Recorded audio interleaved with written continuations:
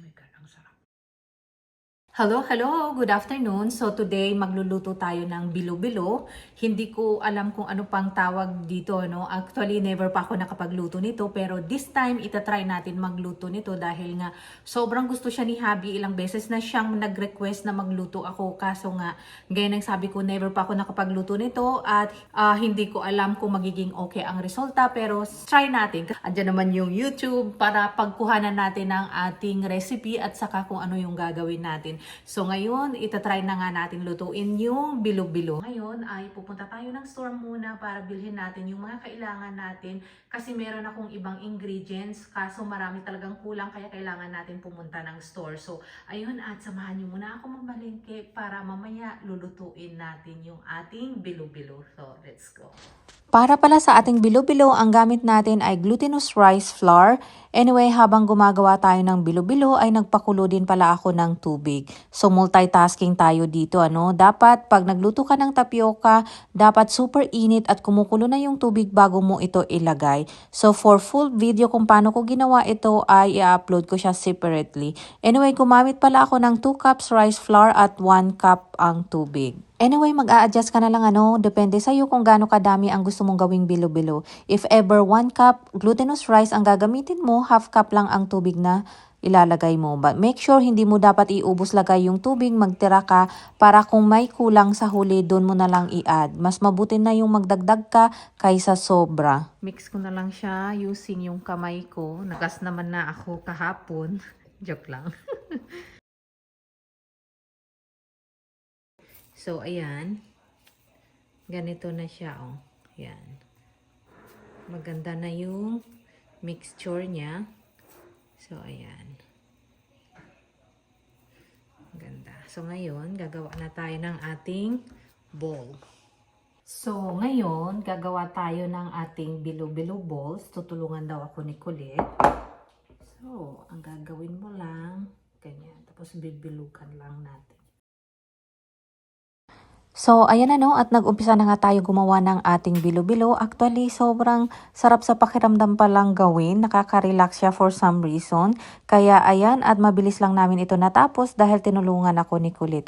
Ito lang pala yung ingredients na meron ako. Kaya ayan, pumunta tayo ng store para bilhin kung ano yung kulang. So, bumili pala ako ng sweet potato, purple yam, taro, at saka paggawi ko dito na side, meron akong ubi flavor glutinous rice ball na nakita. At meron din silang available sa ibang kulay like yellow, green, white, and purple combination. Pero mas pinili ko yung purple dahil mas gusto ko talaga yung ubi flavor. And then namalengke na rin ako ng ibang kailangan namin. And then sakto may saba sila dito kaya kumuha na rin ako. Ito pala yung jackfruit na binili ko, ano, pero kung prefer niyo yung fresh jackfruit na hinog, mas maganda yun siya kasi mas matamis. So, ayan, ready na yung ating ingredients at umpisahan na din natin mag-prepare ng ating lulutuin. So, ayan, ano, binalatan ko lang ito lahat. Pagkatapos, ikakat lang natin ito into cubes, ano. So, depende na sa'yo kung anong design ang gagawin mo, ano. So, ayan, after natin ito makat, ready na tayong lutuin ito, ano.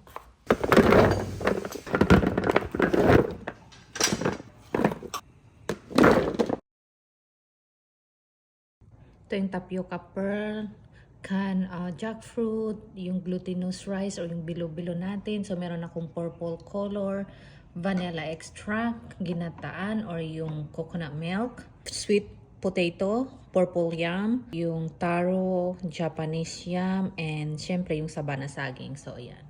Sa ating kaldero pala, ano, mas maganda pag non-stick, ano. So, gumamit pala ako ng 5 can coconut milk and then 1 cup sugar.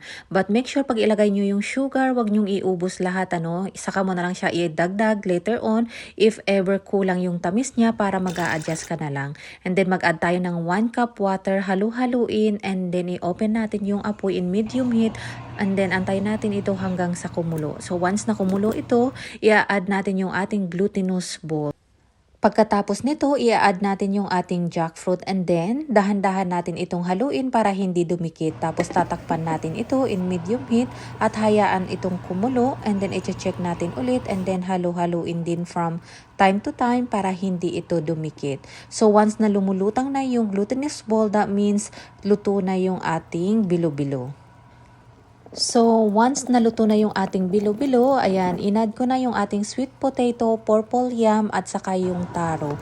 Hinuli ko pala yung Japanese yam dahil mabilis lang ito maluto. So, pinakuluan ko siya ng 10 minutes. After 10 minutes, ayan, inad ko na yung Japanese yam.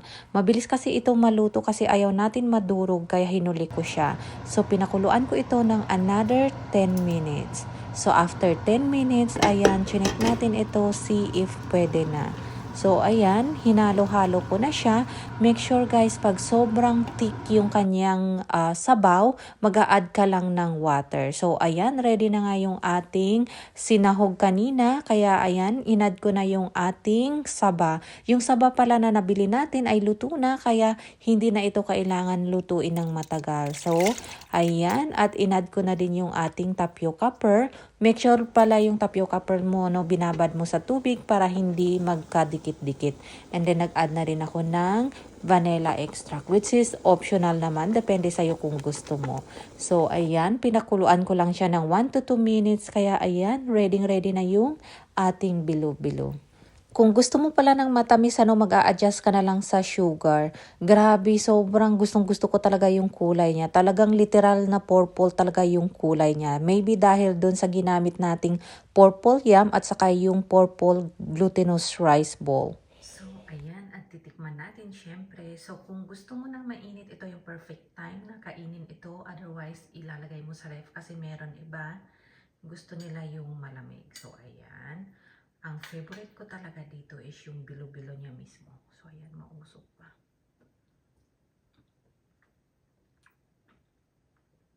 Ang sarap. Super chewy, parang gummy.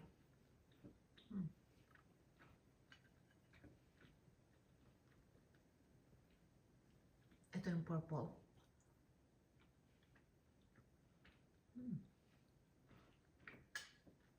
Oh my God, ang sarap. Hindi ko masyadong tinamisan, so mag-add ka lang ng sugar if gusto mo ng matamis.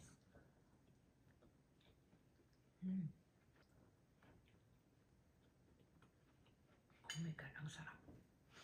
Ito lang, bye!